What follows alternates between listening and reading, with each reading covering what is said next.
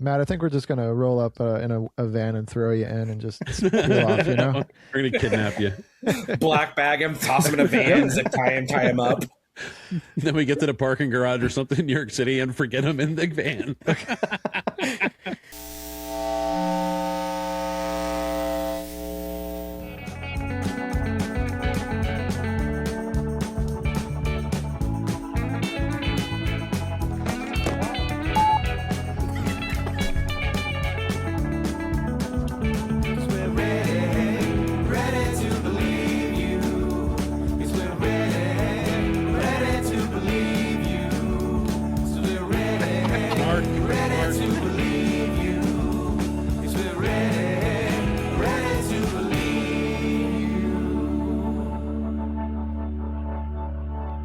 oh, that's me. Yeah. Okay, cool. It's slime time.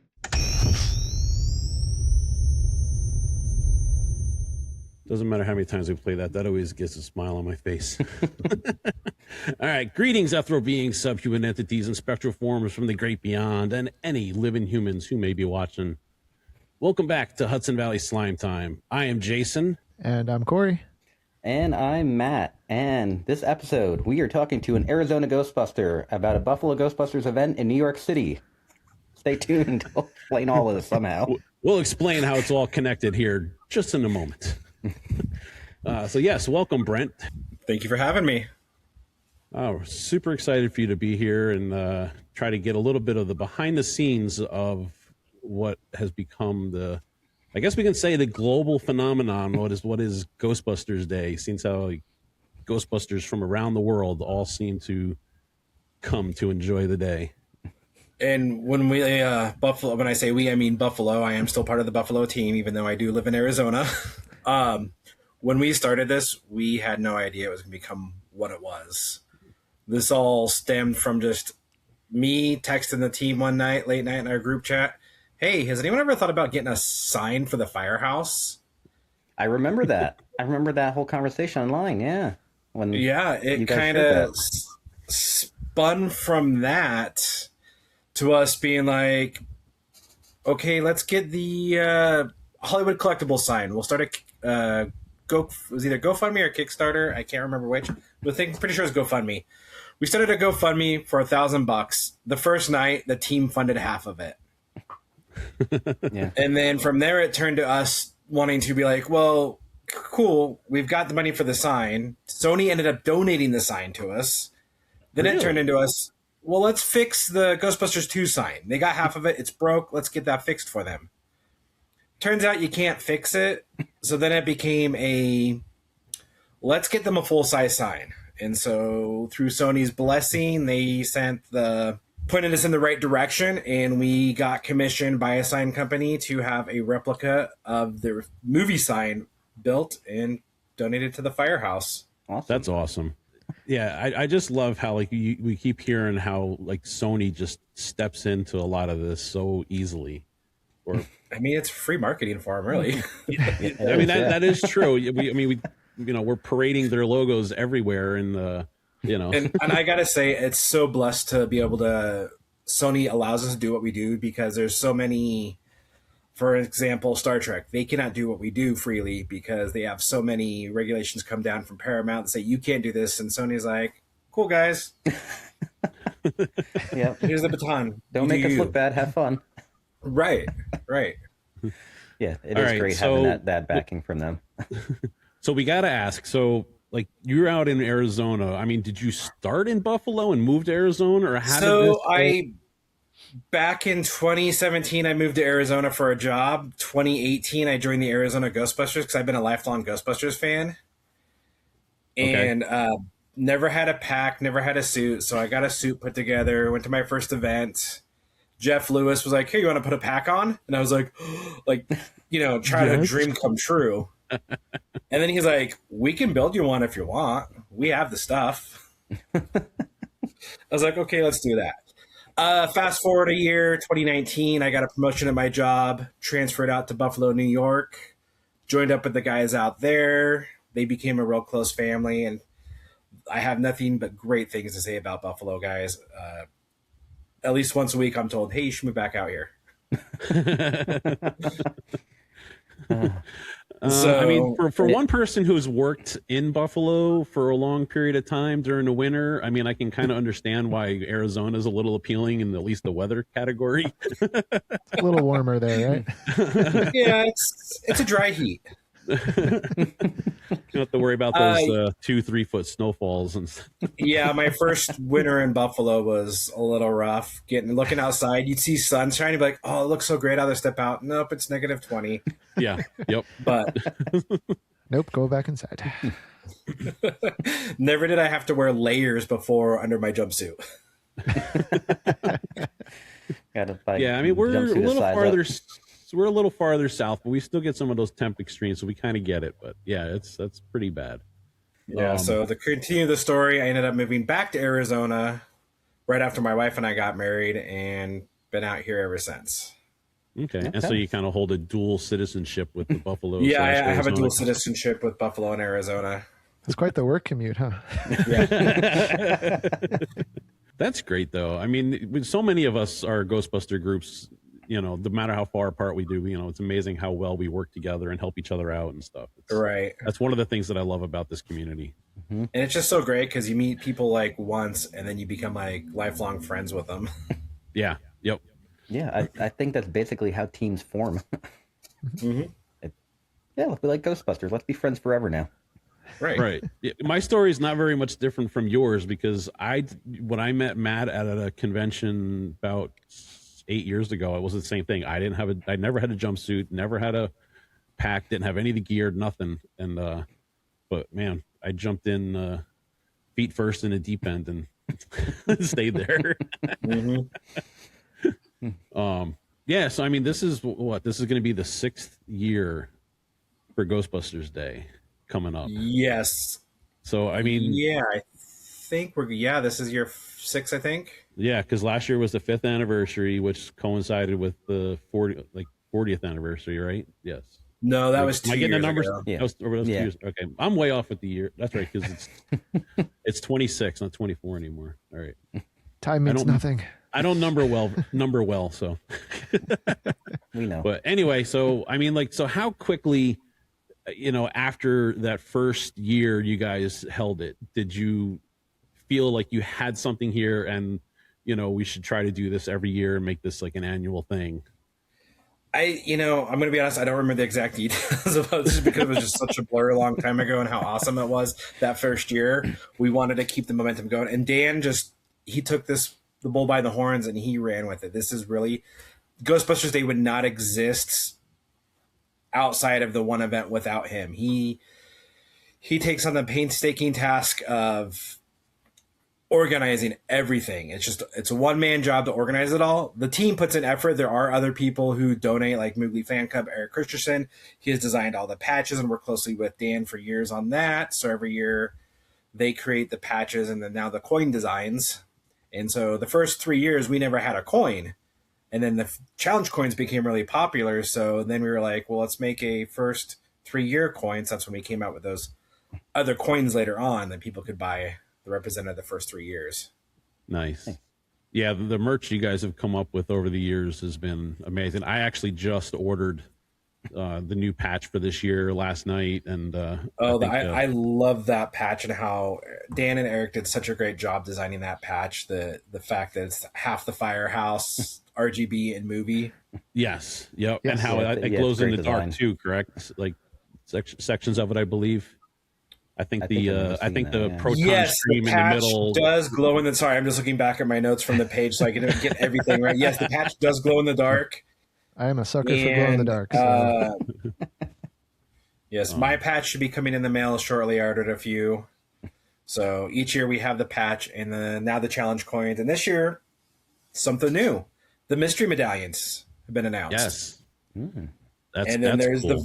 the movie variant versions too. So 1 in 4 chances to get that variant. And then there's the mystery medallion. So, it makes a great opportunity for people like, hey, I just got 3 of the same coin. Gives everyone an opportunity to go around, mingle, and do a little coin trading too. Yep. Yeah, you had something similar with that last year because I think it was last year, right? You guys had the last year you had the surprise autograph, or no, that was the year before, I think. Yeah, that was the year before where it was the mystery bags with the mystery autograph. bags. Yes, and So and I remember came afterwards people were like, oh, and yeah, like you said, swapping afterwards. And, I didn't even think of people even doing that. I know a buddy of mine. He comes to Ghostbusters Day every year with me now. Fortunately, I won't be there, but he's going to be there this year. He gets there early, stands right at the front of that door where they're going to get the autographs go in for, and he's always first in line. So he got in, got his autograph that year, pulled a Slimer. That's what he wanted, so he was happy. And then last year was even, I would say, the second year is when we got the celebrities. The second year we had Joe Carrillo there. I can't even remember who was all the second year because I wasn't there. I was there at the 40th and then last year's. And the 40th was amazing because it was such a huge event. I don't know if you guys knew this or not, but Harold Ramis's wife came to it. We heard afterwards, like we were leaving, and then like I think we were either on the train or whatever, and one of our guys was like, "Oh my gosh, Harold Ramis's wife was there!" Like, yeah, she was at the Tribeca Film Fest, and they were just walking back, and they saw what was going on, so they came over to where the exit was, told Josh from the team who she was, and Josh was like, Brent, get over here. I'm like, what's up? He's like, this is Harold Ramis's wife. I'm like, she has to come in. So I bring her into the firehouse. I'm like, Dan, you need to meet someone. He was just like, his jaw just dropped. Yeah. It was freaking awesome. Yeah. She was so kind, so nice. She was like, Harold would have loved this. If he was with us today, he would have wanted to be here. Right. That's great. Yeah.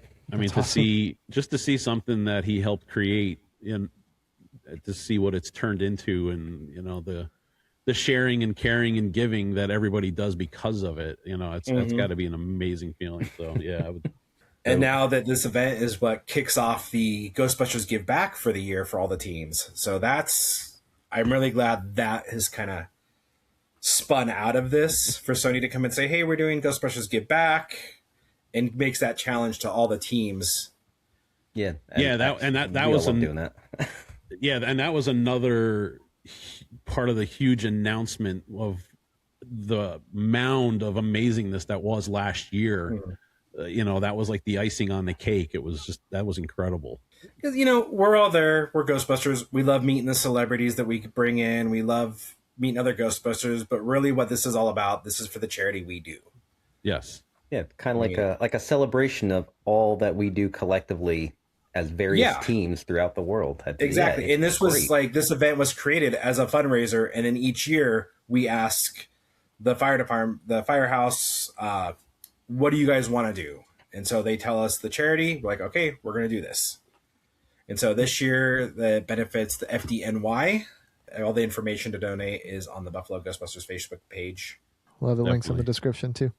All right. So speaking of the firehouse, like getting this to be an annual thing, like at an active firehouse, what are the logistics behind that? Did they like jump at the chance? Did you have to convince them? How did that work? The first year they actually shut down. So, cause it was just us presenting the sign, and it's not as big as crowds as it was the first year. So they actually shut the firehouse down the first year because they were like, we're not ready for this.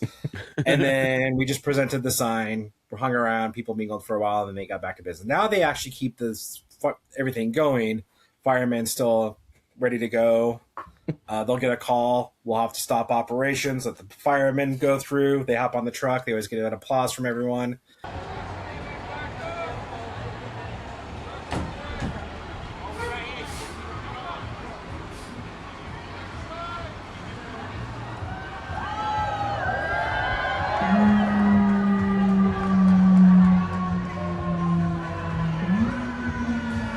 Yep. They go off and save some lives. Yeah, because I think because I've gone the last 2 years, and there's been at least 2 or 3 calls each day I've been there. So yes, and not to be just any old active firehouse. It's a firehouse in downtown New York City. So it's like right. And we never thought the sign was going to get hung proper. We were trying to do what we can to get the sign hung the proper way it's hung now, but we were told it's a historical building and the logistics for us to do it wasn't going to happen. And so thankfully Frozen Empire came out and then Sony took the sign, which started in the middle of the building. And then that was where the chief's office was. So he was tired of the light shining in his office. And then it got moved over to the left side of the firehouse. And then Sony came in for their promotional stuff for Frozen Empire, hung it proper. Yeah. I was so excited when it was hung proper, and I was like, "Oh, is this only temporary?" But then I heard it was permanent, and I was like, "Yes." Yeah, it's like it is permanent. It is awesome, and I love that people can come from anywhere and look up and now see the sign hanging there and be like, "That's the Ghostbuster." Any time of the year, not just certain times. It's always there. That is amazing. That it transformed into this whole thing. Like, all right, we'll put the sign up for special events, and now it's just there. This is the Ghostbusters firehouse forever. Yeah. Yeah, I mean, they have really, like taken in that whole Ghostbusters community, like vibe. And I mean, it's part of their image. So when you first went to the firehouse, I mean, did they jump at it right away? Say, yeah, this is a great idea. Or was there some hesitation on their part, at the beginning? Did it take some convincing? That was all Dan that took care of the contact with him. I remember it was a little bit of a hassle for him to try to find contact info to talk to somebody at the firehouse. I think I want to say there was a fax number he found, and I think he sent a fax, but I could be wrong. I remember conversations between me and him about that, but I know I ended up getting a hold of someone eventually, and it got the ball rolling for us to make that happen. For our younger viewers who don't know, a fax machine is where you actually take a piece of paper, put it in, and it sends it off to another place, and it'll reprint somewhere else. Go watch Back to the Future 2, and then you'll see that they thought in 2015 faxes would be in every room of the house. So. Yeah. Well, you guys don't have fax machines in every room of your house? What are you doing? Even in the closet? Even in the closet, yeah. On that old style printer. Mm-hmm. Dot matrix paper, yeah. And then last year, Sony got involved a lot more, and that's we noticed things. Yeah, there's some security guys there. We didn't know who they were, and some people hopped out of an ecto, said they were in a movie. I mean, did you guys have? I know you had some kind of an idea that you were going to have those, some people but showing up, or was it all a surprise on your guys' part? I don't know. It was just, for me, it's a guessing game because Dan plays everything close to the chest. He doesn't want say anything. I don't know if he has to sign NDAs or anything, but he plays it pretty close to the chest, not to tell anyone so spoilers get out. I think he did emphasize to me when he's saying you need to be there. If you're not going to be there, you're going to regret it. You need to be there. It means I need to figure out how to get out there and be there. Yeah, and I mean, even last year, you guys actually had, Hasbro even showed up. Yeah, they were there the year before too, walking around. Well, yeah, it was on the 40th. They were walking around with the HasLab PKE and Trap, showing it off. And and that was another thing I didn't realize. I didn't put two and two together because I remember I was down there and this guy came up to me and handed me a sticker. And I just kind of oh, cool, another Ghostbusters, sticker. Because, I mean, everybody was handing stuff out. And then, as I was looking at it more after we left, I realized it was Hasbro, their teaser for their next HasLab, which ended up being the Ecto 1. And I was like, oh my God. I was like, I had a HasLab guy, Hasbro guy, and I didn't even know it. Yeah, that was cool because they announced it that day too. Online too, it was announced that same day. Yeah. I believe. No, it wasn't. It was announced at New York Comic Con, but we all knew what it was going to be based off of that sticker. Right. Yeah. It was a little tire with the ecto fender on it. But to get the attention of so many big industries and companies on your event so quickly, that's amazing. I mean, that's got to make you guys feel awesome. Yeah, and Hasbro has been great. Dan has built a great working relationship with them to be able to help with some of the 40th, we had a big giveaway table that of just stuff, Ghostbuster toys that we gave away. I don't know if I was supposed to say where those came from, but They came from the cloud somewhere. Yes, we had a anonymous donor. Yeah, it was the Ghostbusters fairy. It's fine. Yes. You guys, So really, again, I can't say enough, but Ghostbusters Day would not exist without Dan just taking it. Every year he takes on the enormous load and stress of organizing an event that started out with just us. Second year we had the Alessi brothers there. That's when they started being a regular. Joe Carrillo became a regular. The Hare Krishna Stephen Freeland was there. One of the cool things, the very first year for the Ghostbusters Day, we did have a celebrity there. Nobody knew it because we didn't have signings, but it was actually Eldo the Ghostbusters All Right guy. Oh. Ghostbusters All Right. Okay. Pulling up. I got you. Yep. Okay. And he's in the one scene where he mouths, "Oh my God," you can see him there wearing the suit. He was there. We had invited him to come and be there because he's local to New York. He came out. Nobody knew who he was. Some people were asked for a photo. They thought they wanted a photo with him.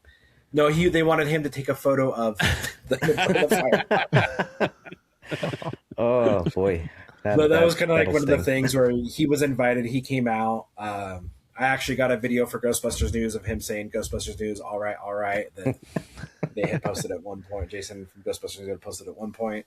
It's so easy though, because there's so much going on down there. You're so overwhelmed with just the sights and the sounds and everything that's going on. You can walk past and talk to somebody and not realize who it is until, it's too late. Right. Like just last year, clicks. I was doing the walk around the block to see how long the line was for the merch that year. Mm-hmm. And somebody just says, "Hey, Brent, how's it going?" I was like, "Hey." And I was like, "Who the heck was that?" People just know you, and you're like, "Oh, all right, yeah, sure." I guess I didn't even, I should have, I look back and I still kind of bothers me. Like, who was that said hi to me? Because I didn't even really, I just kind of was like, "Hey, how's it going?" Because I was going around on a mission to see how big the line was so we can get an estimate. Yeah, you were just in the zone, focused on what you were doing. Yeah, I was on the zone. Yeah, it really is. It really is overwhelming there. The first time I had ever even seen the firehouse in person was at Ghostbusters Day 3 years ago, and it's overwhelming and amazing. It was like a pilgrimage for me. Mm-hmm. Yeah, because not only was it the firehouse, but that year there was, I lost count. There was 6 or 7 Ecto-1s all parked out front. Oh yeah. Yes, on the 40th we had a bunch of Ectos lined up. Yeah, there was the voting contest for that. I remember that. Even the first year we had a lineup of fans Ectos. We had a bunch of Ectos. There weren't we had the Buffalo's cars parked in front of. We had the Ecto 716 and 716A parked in front of the firehouse that year. And we didn't have any official Ectos, but we did have other fan cars out there. Yeah, I think we tried to get in that, but we didn't. But it's okay. We're not bitter about it. No, that first year. Yeah, I think it was the first year. Whenever you guys did the voting contest with pictures on Facebook. Yeah, that was 2 years. That was 2 years ago. 3 years ago. Was that 3 years ago? 3 years Yeah, ago. It was 3 some years amount ago. of years ago. I don't know. It was the first year I went. I would assume it's probably logistically just a nightmare too, with it being an active firehouse, having vehicles parked all over the place. Right. So we did have an eye where we put things, where we had to park Ectos. I know the 40th we had 2 or 3 Ecto replicas there. I know the Oklahoma guys came up with their Afterlife Ecto. Yeah, I remember walking by that and I was like, "Oh, cool! Someone's sitting in the gunner seat." And then I find out later it was AC Martin, which was the she AC was Martin there. Dan had reached out and contacted her. She's local New York. She came out. Yep. She wasn't signing any autographs, officially, but she was there. And then so was Adam Murray, the truck driver. Yes. Oh, yeah. Yep. Actually, I got to interview him. He was so cool. One important safety tip does Ray advise about the ghost trap as he deploys it for the first time on screen in the Sedgwick Hotel? Don't look into it, right? Don't look into it. I looked into the trap. Is this bad? What happens? It's so great. Yeah, he's a super nice guy. He hung out with us after the Yes Have Some after party, and we all had a dinner over at Melody's Diner across the street. Nice. Yeah. I talked to him last year, and it was just like talking to one of your best buds, because he just instantly just melds with you, and it feels so natural talking to him. Yeah, really cool super nice guy, and he just comes out every year. Yeah, he did announce that he already bought his ticket and he'll be there again this year. So keep an eye out for Adam Murray. If you want to have a good talk, find him. And he's there as a fan. He's a fan, so he's there. Yeah, I think actually he wished me a happy birthday a couple months ago, which was kind of surprising. I'm like, oh, I didn't know we were on that level. But thanks, Adam. It's Facebook. He does official. that for everybody, just so you know. But because he's that kind of a nice guy. So like, I mean, talking about like appearances by people you've had there, I mean, do you know like what went into, like, what was the process for getting like Jason Reitman, Carrie Coon, McKenna Grace, like getting them there? Because like they're in the new movies. I mean, especially like McKenna Grace, like her star is rising very quickly. Like, how did that work as a get? Like, was that something with Sony because they were there? I'm guessing it's 100% Sony, because last year was the first year that Sony got involved as much as they were. So this was Sony. Afterwards, after the event ended, we were in the firehouse just talking with everyone, and I told Carrie, I was like, that's so cool, you even suited up. She's like, yeah, I told Jason I would only do this if you brought my suit. So he pulled her suit out of wardrobe and flew it up. Nice. But she drove there to the event because she was had another thing going on the next day, so she just drove there. Really? Wow. Yeah. Wow. Yeah, we didn't know about Jason or Carrie, I think, but like we had one of our teammates' friends was at the Yes Have Some podcast the night before, and I guess McKenna Grace appeared on the podcast. Yeah, McKenna, she came. She was the surprise guest for that night. She came. Her and Eric Craig showed up. She did the podcast. Afterwards, she hung out, took pictures, talked with everybody. Yeah, that was a surprise that she was going to be there. And you always have like your assumptions of who's going to be there based off of whatever the things they've done before with other Yes Have Some or events. Like, oh, cool, Eric Craig's coming. Well, that must mean. I can't remember if we had announced Jason Reitman going to be there or not, or if that was like a last minute announcement. But I think that was I think I remember finding out that he was going to be there. I want to say maybe on the train ride down or when we first pulled into Grand Central. So it was like right that morning we found out that there was rumblings of him being there, and then we didn't find out about Carrie Coon until like I think we got there and saw her or something like that. Yeah, I didn't know anything about Carrie being there until they got there. I didn't get to see them walk out of the Ecto because we're in like different areas doing things to help facilitate things. Right. So we didn't get to see that. But I was right there at the corner of the end of the stage where Dan had gone up and announced, and he got to stand up there with everyone, which was really cool. Yeah, I mean, he's done some amazing stuff with this, and it blows me up my mind because I mean, I know how much work it takes for us just to do a regular event that we do, so I can't imagine. Yeah, I get stressed when we have a double good popcorn fundraiser, so I can't imagine. I mean, he's got to get to work on next year's, like kind of like Santa Claus, like probably like right after the next day. Boom, absolutely. Probably it's over, have a little bit of time off, and then it's back to the planning again. Oh God, yeah, I can only imagine like the phone calls, the emails, the paperwork, probably tons of paperwork. Yeah, like meetings. I asked Eric last year, I was like, did you expect it to be as big as what it is? He's like, no, I had no idea. I thought it was gonna be like 300 people come through, we get some pictures signed, and they're gone. I had no idea it was gonna be like this. Yeah, I mean, it's basically becoming like Woodstock for Ghostbusters fans at this point. Right? Keeps getting bigger. Yeah. They even stayed later than they were supposed to, too, which was really cool. Yeah. Oh, great. So, yeah, I mean, it is nice, too, to see, like, the celebrities like that, the director and, like, the star, that they're into it, too, and they love talking to the fans and hanging out. It's so cool to see McKenna, like, she just, like, hangs out with us and just nerds out with us too, and then Carrie was super awesome just to conversate with and hang with for the little like 10-15 minutes we had after the event. But this year is the 40th anniversary of Real Ghostbusters. That's why everything's Real Ghostbusters themed. We've got the Alessi brothers coming back again. They did wrote 2 of the songs for the Ghostbusters Day album, which again is still available to buy, and will most likely be available to buy at the event. Okay. That was one of the things I did order last night. Yeah. Yeah, it's a fun. It's only 3 songs, but the money goes to charity when you. And speaking of the charity, I mean, the amount of money that Ghostbusters Day has raised over these past 5 years is just unbelievable. I mean, you know, I think the number I found was like over $120,000 to various charities over the last 5 years. I mean, that's, you know, if that's even close to being accurate, that's just amazing. I know it's a big number. Yeah. Because the first year we raised 8,000. I think the second year was 10,000. It's gone up every year. Yeah. So, I mean, I applaud you guys, and it's amazing work what you guys do and what Dan does. And that's just, you know, I hope you guys can keep it up for years to come, because you guys put a lot of smiles on a lot of people's faces. Yeah. Yes. Yeah, it sounds like a lot of fun. I should probably get there this year.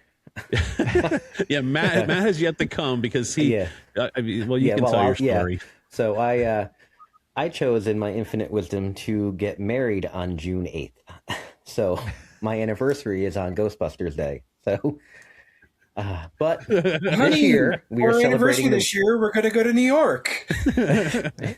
my wife used to work in New York. She won't ever go back. I'd have to drag her.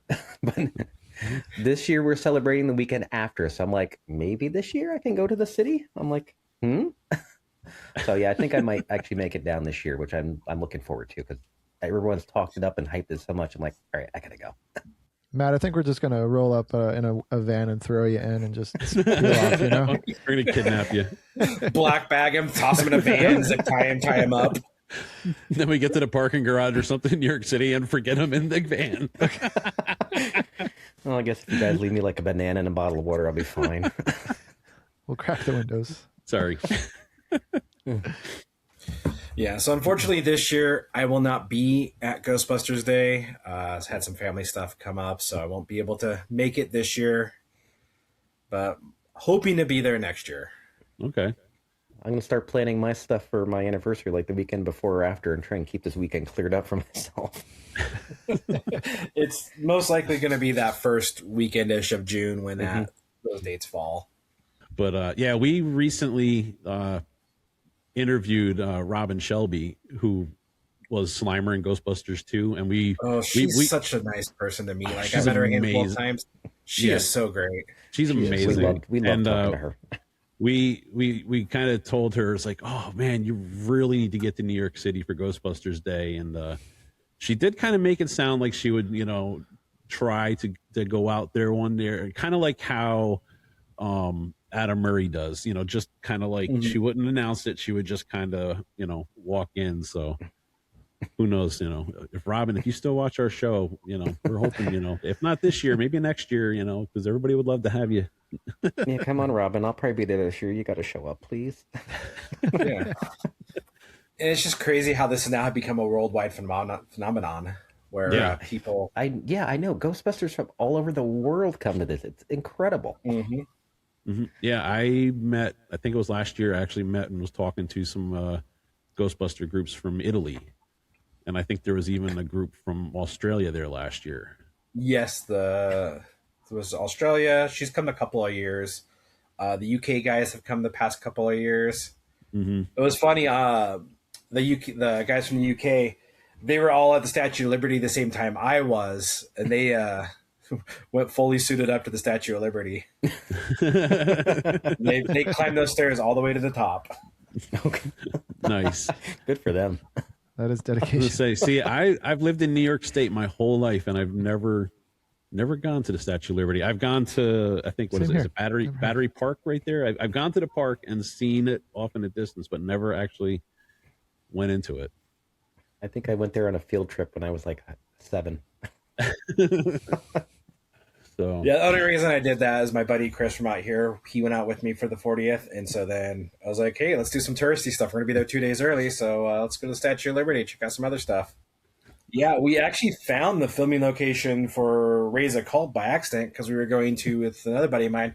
We were just walking down St. Mark's Place, and I was like, "Hey, I think this is where Raise a Cult is located. So I looked up the address. I was like, oh, hey, it's just right down the street here where we're headed. So it was a for-lease building. And I was like, oh, missed opportunity for a Ghostbusters pop-up shop. It would be a great spot for it, yeah. Isn't it? At the NYC Ghostbusters, they do tours during the day? Yeah, so after the event starts winding down towards the end, they'll do a walking tour. And one year, when they stop at the Dana Barrett's building, Dean Yeager lives in that building, and he came out. I bet he was not expecting to see 50 Ghostbusters, right? So that was not planned. He just happened to walk out and probably like... No, from what I was told, somebody in his house was like, hey, there's a bunch of Ghostbusters down there. So he came down and came outside and was like, you're a poor, poor scientist, Dr. Bateman. Nice. And me and my friends, we just happened to, we weren't part of the tour, but we were just like going somewhere else. And we walked up on it and we just happened to walk up on the ground and they told us about what happened. I was like, oh. That's great. But that's just kind of some of the fun random things that happen during Ghostbusters Day. Yeah, I mean, you never know what's going to happen. So, well, I mean, a group of Ghostbusters walking around does tend to draw attention. Right. So, yeah, if you have someone related to the films who happens to be around, they're like, oh, well, time to go out and say hi. I secretly hope Paul Rudd, because he lives right there, just comes to it wearing like a hat and sunglasses, nobody recognizes him, and just kind of walks through and leaves. That I kind of hope that happens, but it probably doesn't. So if anybody's out there listening and then they're just not sure, they're on the fence about going, like we said, you never know what you're going to see, so or who you're going to run into. And if you're going to New York, yeah, it's cool to stay in the city, but there's the Holland Hotel, which is where most of the team stays, and they get a group rate. You can go there and stay and hang out with a bunch of Ghostbusters after the event, day before the event. We basically take over their outdoor patio. We should do that just for the experience. That would be great because yeah, a lot of some of the New York guys just come and hang out with us. Everyone the night before. One year, Ryan had showed up with the New York Ecto, so we had asked him like, "Hey, can you ride us to the firehouse? We'll make a donation." So me and my buddy made a donation. The next thing, Eric Christensen, Moogly fan club, like, Eric, we're going to the firehouse. You want to hop in? So he hops in.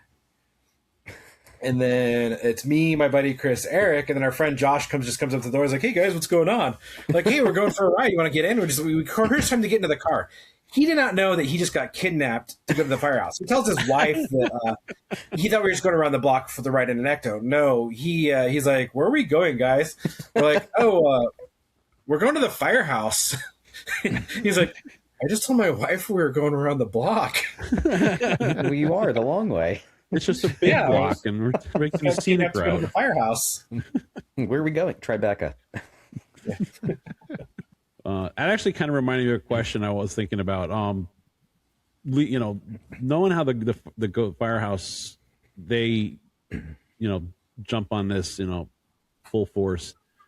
Did they do anything like before you guys approached them for Ghostbusters Day? Like, did they have like a merch table like normally, like in their firehouse that they would sell for people who would show up, or was it like all? They used to have. So when you have you guys been to the firehouse before when they have had the doors open? No, not since before Ghostbusters Day.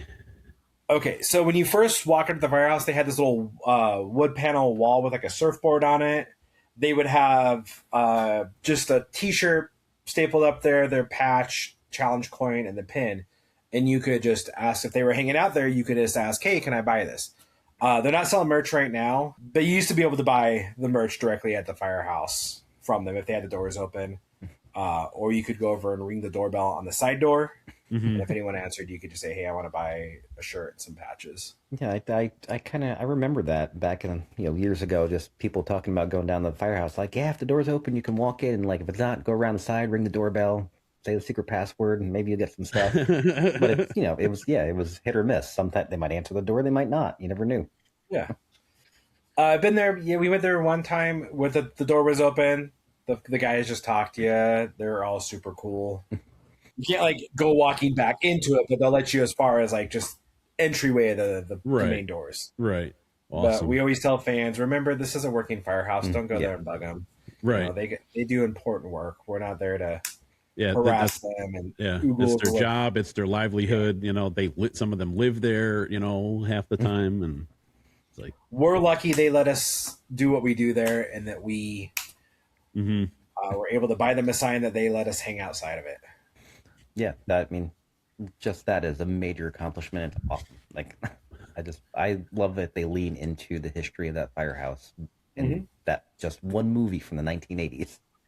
Right. It's amazing. All right. Well, I mean, this has been amazing. I really I appreciate you coming on and discussing all this.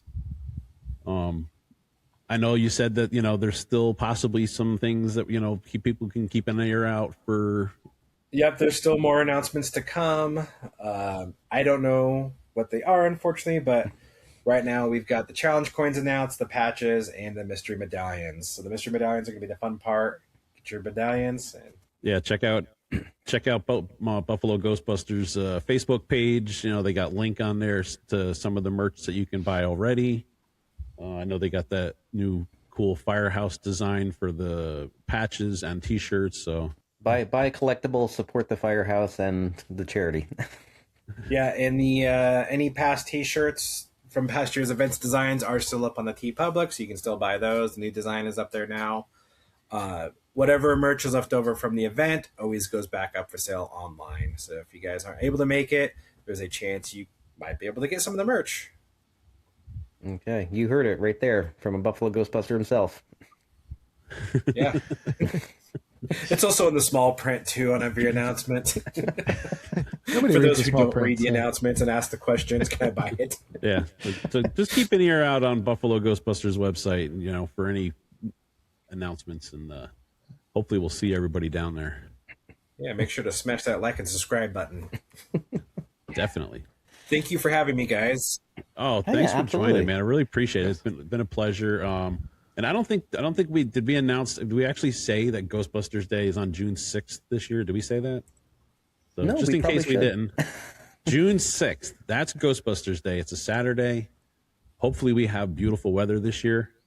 Yeah, the last year, the rain. It was cool that everyone just leaned into the rain and just started dancing and have a little. Yes. I mean, it did Impromptu help dance regulate party. the temperature, so it did help keep us cool. Yeah. It was kind of interesting with Corey because Corey was doing like an on the street reporter interviews when he's got all his gear, we're trying to hold umbrellas over top of him to try to keep him dry and stuff. It made it for an interesting day. Okay, we're going to thank Brent for coming on and telling us a little bit about Ghostbusters Day, which will be on June 6th, starting at noon. And as he asked, please don't show up early. It's a working firehouse. Let them do their thing. Buffalo has to set up and do their thing. Show up right on time, not early. Get there later if you want, but it'll be fine. Several of us from Hudson Valley will be down there too. So if you do listen and you're a fan, please come on by, say hello. We'd love to talk to you. Going further into June, on the 7th, we will be in New Paltz, New York for their Pride Parade. We may or may not be doing a vendor setup. We're still working that out, but we'd love to see you there too. And on the 20th of June, we will be in Hudson, New York for Out Hudson Pride Parade and vendor setup. So definitely come by and see us, help us support the Pride community and everything that we can to help them out. And that is going to be all we have going on currently for June. That can always change. Make sure to check our calendar for updates. And that is going to wrap up episode 27 of Hudson Valley Slime Time. If you've enjoyed listening to us and the things we talked about, please do like, subscribe, tell your friends, tell your family, tell people you don't like. It all helps the algorithm. At least that is what the YouTube gods tell us. For any questions or comments, you can reach out to us by email, podcast@hvgb.org. If you're listening to this podcast and want some Ghostbusters at your next event, but you're not in the Hudson Valley area, you can go to the directory, whoyougonnacall.org, and on there you will find a nicely organized directory by state or country for your local Ghostbusters group. For our local fans, as I stated before, go to our website, hvgb.org, and check out our calendar and find out where we're going to be. Come see us. We'd love to see you. Absolutely. And yep, as Matt said, check out our website.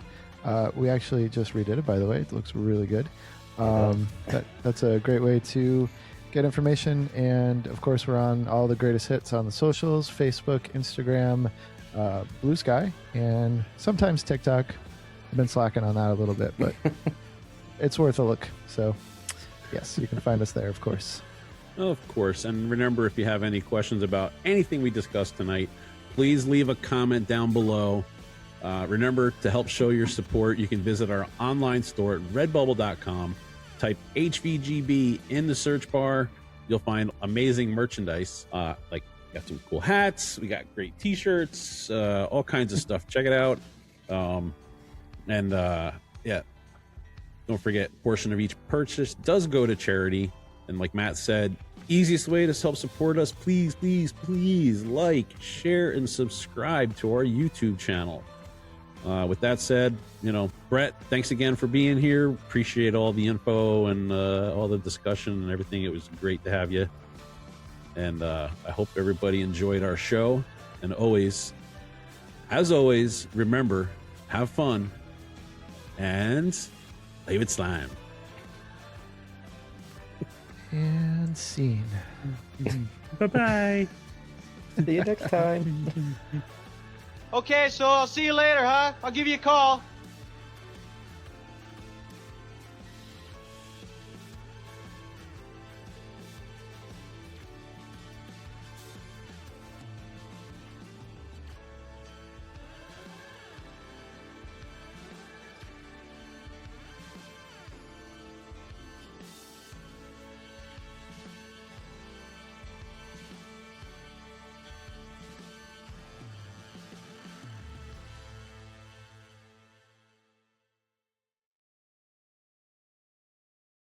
Thank you so much for being here. I know we got a lot more fun. Thank you for hanging out in the rain. Guys, anything you want to add? I mean, come on, what other fan base is going to stand out here in the rain? This is great. Yeah. Thank you guys for being here. In costume, too, yeah. There's nothing I'm more proud to be than a Ghostbuster and a Spangler, and I'm just, because of you guys, New York always feels like home, so thank you for being such a welcoming family. I love you guys. Do you have anything? I taught her everything she knows. I guess I have one last question. Would you like to ask it with me? Yeah. Oh, who are you gonna call?